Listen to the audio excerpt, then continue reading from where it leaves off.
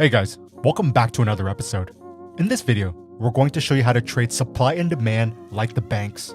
Not knowing this will put you at a huge disadvantage, as you'll forever be on the wrong side of trades, as you'll be trading against big money institutions and against smart money. Here's exactly what we'll be covering in this video. Now, if you want to know the exact key trading tools we use, meaning what programs, apps, plugins, and brokers we use, go to tools.wisetrade.com. The link is also available in the description below. As always, please hit the like button on this video, as it allows for our team to keep producing more free content for you. So let's dive right into it. What are supply and demand zones? Now, this zone below, where price reverses upwards from, is known as a demand zone. Notice how many times price reacts to this demand zone, which shows how important they are to identify. The reason we call it a zone is because you should treat it as a general area where price has reversed from previously.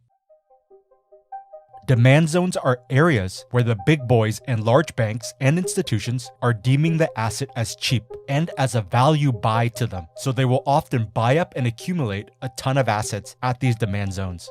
This also means there is a double action that occurs at demand zones. You have big money buyers consistently deciding to open new long positions and big money sellers consistently deciding to close their short positions. This double action is what creates explosive upwards momentum from these demand zones. So, knowing that these zones are where the big boys and smart money are watching and looking to take action, you want to follow what the big money and smart money is doing and enter long where they are entering long to ride their momentum for explosive gains. Now, this zone above, where price reverses downwards off of, is known as a supply zone.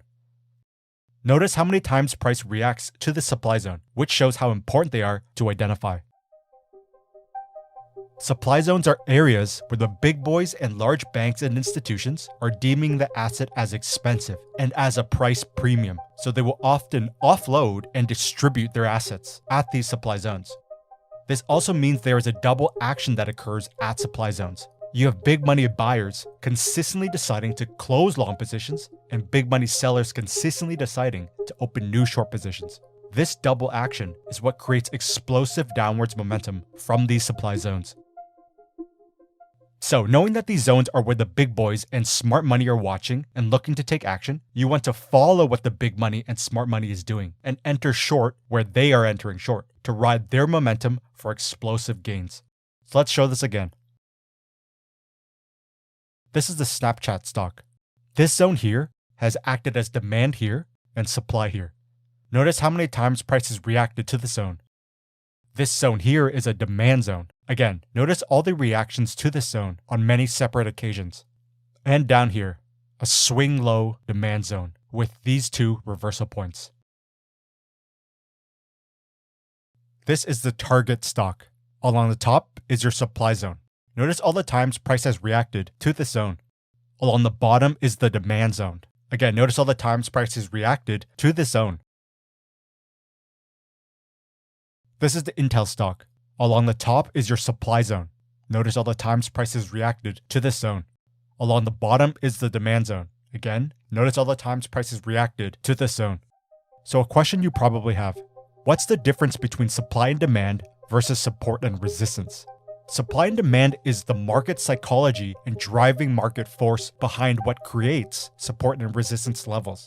If you go back and watch all our past videos, there is a reason we state to treat support and resistance as general areas and not as a solid line or solid number, because of the supply and demand concept that anchors support and resistance. So one more example. This is the MasterCard stock. This supply zone here is a standard zone. This demand zone here is a standard zone. This supply zone up here is known as a swing high supply zone, which represents a very expensive area and is one the big boys are watching closely. This demand zone down here is known as a swing low demand zone, which represents a very cheap area and is one that the big boys are watching closely. So why are supply and demand zones important to understand? You as a trader cannot move the market. You are simply looking for clues to tell you what the big guys, big banks, and large institutions are doing and trying to follow their moves to ride their wave. The big guys and smart money aren't just going to move money around at any random area or get in and out of positions at low quality pricing areas. They want to get in at the best price and get out at the best price to maximize gains and limit risk. And they will manipulate the market to achieve these goals. Let me rephrase that. They have the power and money and leverage to manipulate the market to achieve these goals. Now, this is the most important part. You follow the big guys and follow smart money to achieve two key things. 1. True market direction, which is knowing the correct direction the market is going next. And 2. Directional momentum. You want to be trading with moving momentum, because if you enter into a trade without directional momentum, your trade will often move sideways and you'll either break even or make very little from the trade. Now, one bonus smart money concept no one will tell you about. You'll often notice big news about companies or assets being suspiciously released or unearthed exactly when price is at very key supply or demand zones. This is not on accident, and there is a reason why it occurs over and over again. On the left is the block stock monthly time frame, and on the right is the block stock weekly time frame. The block stock is at a very key monthly supply zone, meaning price is deemed expensive by the market. This area here, where price is at, is this same area here on the weekly time frame. So then what happens next? Hindenburg goes on to release their negative damning report about the shady dealings of Block, and the stock tanks downwards, netting short sellers an easy profit. Here's the takeaway. The big boys will leverage price being expensive and at supply zones, and then intentionally time the release of bad news as an additional confluence factor to more easily sway the stock or asset bearish. In the case of Block, big buyers who were in long profitable positions know that price is at a premium at this supply zone, so they're already more willing to unload those positions, especially combined with negative news. Now, this also applies in the opposite direction. When an asset is cheap and at a demand zone, the big boys will intentionally time the release of positive news as an additional confluence factor to more easily sway the stock or asset bullish. Maybe we'll reveal more smart money secrets in future videos, but we do cover this all in depth with our members on our site at wisetrade.com. So moving on to the next topic. Accumulation and distribution. Now, before we continue, make sure to hit the like button on this video, as it allows our team to continue to produce more videos for you. At areas of supply and demand, you won't always have price reverse drastically once it reaches there. You'll often have price chop sideways first before taking off. This is the result of the concept of accumulation and distribution. So, starting with the concept of accumulation.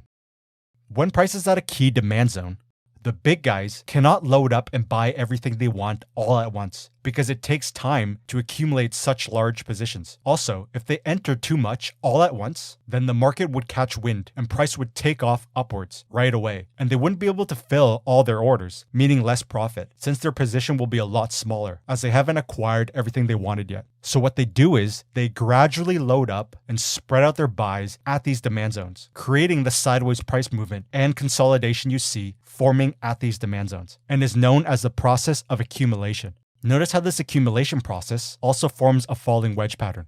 Once the big boys have completed all their buys, the market explodes upwards. Now, moving on to the concept of distribution. When price is at a key supply zone, the big guys cannot offload their entire position all at once due to the sheer size of it all. They need to offload gradually and in chunks. This again causes sideways price movement and consolidation to form, and it's a reflection of the process of distribution. Notice how this distribution process also forms an ascending triangle pattern. Once all their selling is done and all new short positions are complete, a massive reversal occurs. Now, a key concept. You'll often see different types of patterns naturally forming at supply and demand areas because they are a reflection of the process of accumulation and distribution occurring in real time. Now, moving on to the concept of reaccumulation and redistribution. Now, before we continue, we've had a lot of requests asking us to use a white background over a black background. So do you want us to switch over to a white background or stick with the black background? Let us know in the comments below right now, and we'll tally all the comments to make a decision. Also, make sure to hit the like button on this video, as it allows our team to continue to produce more videos for you. At this swing low demand area, the big boys loaded up heavy here, which resulted in price taking off upwards. and breaking through the next supply level. The directional bias is clearly long and upwards, so you want to trade with this upwards momentum. Price then pulls back to the supply turned to demand zone. Notice how price chops sideways, consolidated, and forms both a channel pattern and a descending triangle pattern. This all shows the process of re-accumulation, which is when the big boys continue to add to their winning long position for even larger profits. Again, the big boys aren't just going to add to their winning positions at any random place. They still look for these demand areas and areas of value within a moving trend. Once price breaks above the patterns and forms a higher high, this signals the big guys have completed their buying and the next leg of the moving uptrend will continue. They will often target this next supply area for a big exit with massive gains. Now, moving on to the concept of redistribution. This is the Goldman Sachs stock. On the left is the 4-hour time frame, and on the right is the 1-hour time frame. These reversal points here make this a key supply zone.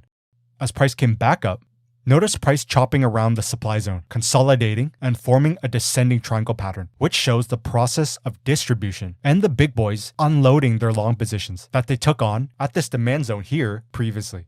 Once the pattern breaks below, the trend change is confirmed, and you had a great pullback short trade setup here at the bottom of the broken pattern at the demand turned to new supply zone and where the trend line crossed, making it an area of confluence and was a high quality short trade setup.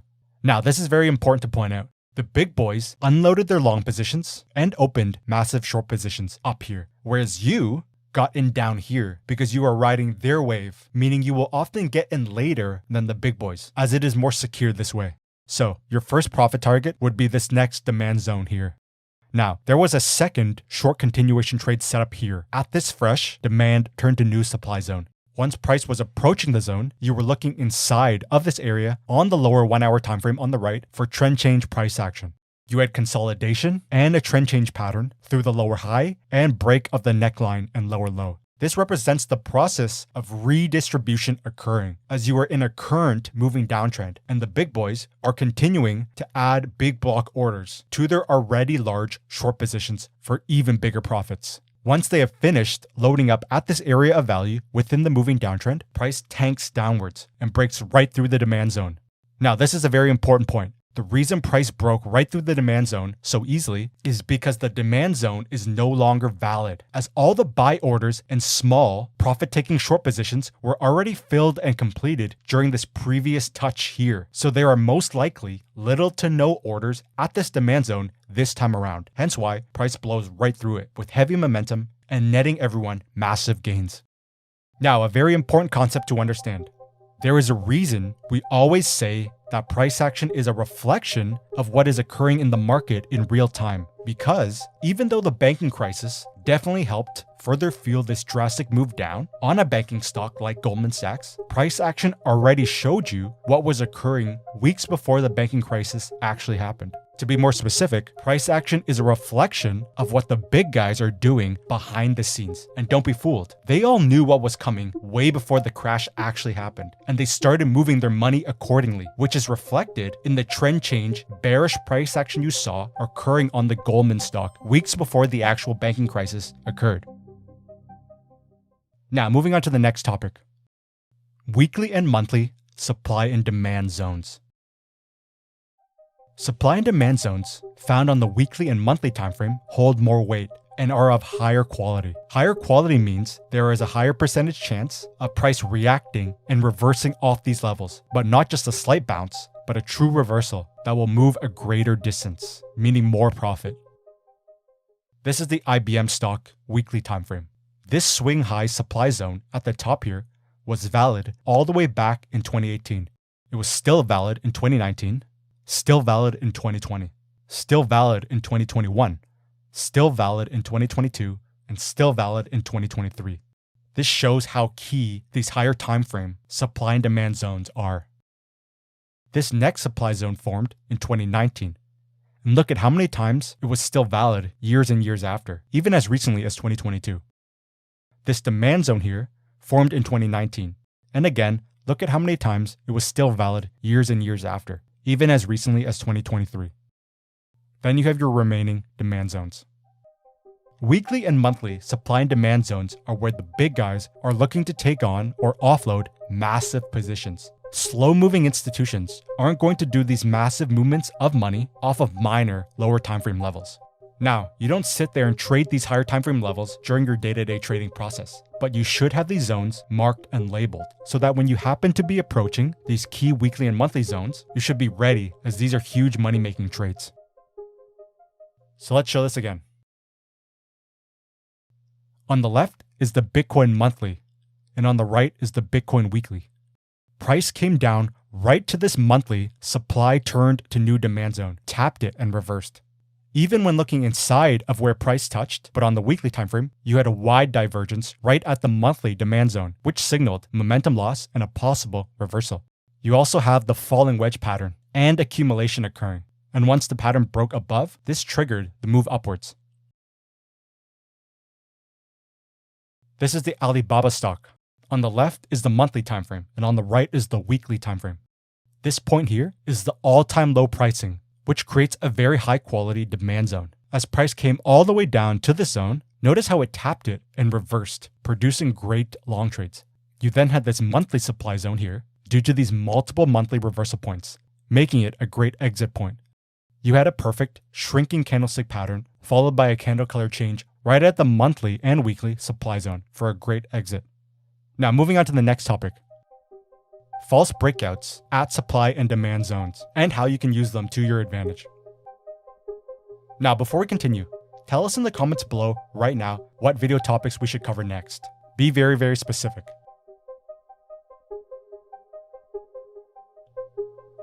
Also, don't forget to like this video as it goes a long way in supporting our team. This is the TD Bank stock. On the left is the weekly time frame, and on the right is the daily time frame. These reversal points here give you a key supply zone. As price comes back up, notice how price breaks slightly past the zone. Now, support and resistance breakout traders would have been trapped as they all took long breakout trades, assuming that since price broke through, it will continue on upwards. But now, you, as a supply and demand trader, will know to treat these zones as general areas. Also, this zone is a swing high and key weekly level, meaning there is a higher percentage chance price will reverse, even if it goes slightly past it. So, you can also use these trapped breakout long trades to your advantage, knowing that all their stop losses are somewhere in this area here. And once all those stop losses get hit, combined with the big boys unloading their long positions and opening new short positions, this will trigger a massive swing in the opposite direction. Now, even though you know all of this, you still need a trend change confirmation inside of this area to confirm that this was indeed a false breakout. Don't leave anything to chance. When you look inside of this area, on the lower daily time frame on the right, you had a trendline break and lower low, which confirms the false breakout from the higher time frame and confirms the reversal, and is when you would take short entries through the even lower intraday timeframes. To take it even further, once the second longer term trendline breaks, this signals an even larger move is coming to the downside. So let's show this again. This is Ethereum. Now, to point something out first on the monthly time frame. Notice how price recently came down and tapped this old supply turned to demand zone, showing how well these zones work even if historical. So let's pull up the Ethereum weekly, daily, and 1 hour to show this trade setup. The top left is the Ether weekly, the top right is the Ether daily, and the bottom is the Ether 1 hour time frame. Remember that this is a monthly demand zone we previously showed you. This demand zone was also recently respected here, close by to the left. As price came back down to this key demand zone, you had consolidation and accumulation occurring, followed by a break of the trend line and higher high, giving you a very clear bullish bias, meaning you want to look for long trades. So you then look inside of this area for a long continuation trade on the daily time frame. These reversal points here give you a demand zone. Now as price pulls back, notice how it breaks slightly past the demand zone. At this point, because you are a multi-time frame trader and you had already analyzed the price action on the higher time frames, you would know that the true market direction is long and upwards. What this means is this might be a false breakout if there is an intraday trend change. So when you look inside of this false breakout area, but on the 1 hour time frame, you had an ascending triangle pattern. And once it broke above with a higher high, this signals a trend change from a downtrend to an uptrend and confirms the false breakout from the daily time frame.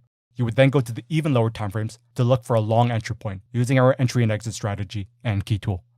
So moving on. trade exits, and trade management. So, you entered this short trade setup here at the supply zone, and you target this next demand zone here. Price gets there, and your position automatically closes for a profit. Great.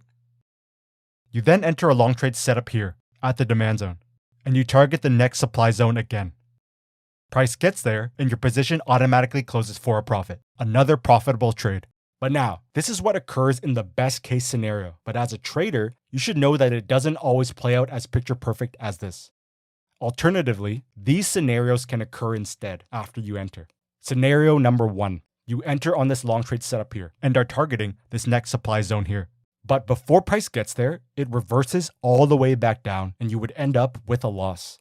Without knowing how to manage a position correctly, you would have taken a loss on this trade instead of knowing where to lock in profits. Scenario number 2. You enter on this long trade setup here and are targeting this next supply zone here. Price starts to pull back and you think it will come all the way back down. So you let your emotions take over and you manually close out the position. Then what happens? Price takes off upwards, hits your target, and even continues on further for a massive profit you missed out on.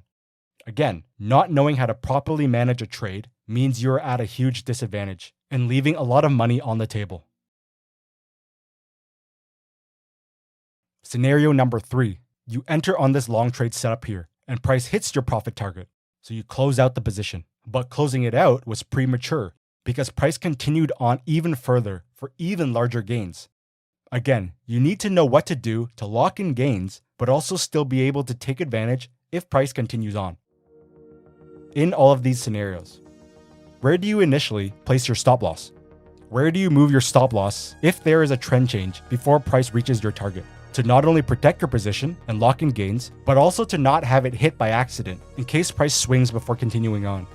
How do you know how to correctly manage your position to maximize gains, to not miss those big profitable trades, but also protect yourself from losses? We answer all these questions in depth on our site at wisetrade.com. Everything we've covered in this video is only the foundational concepts, but we go in depth into a lot of advanced strategies and methods only available on our site at wisetrade.com. So go check that out now, as we have some limited time special things available for you. As always, please hit the like button, subscribe, but most importantly, turn on the notifications bell to stay notified about a lot of exciting projects we have dropping soon. And last thing, make sure to go subscribe to our Instagram account at wisetrade. So thanks for watching, and I'll see you in the next episode.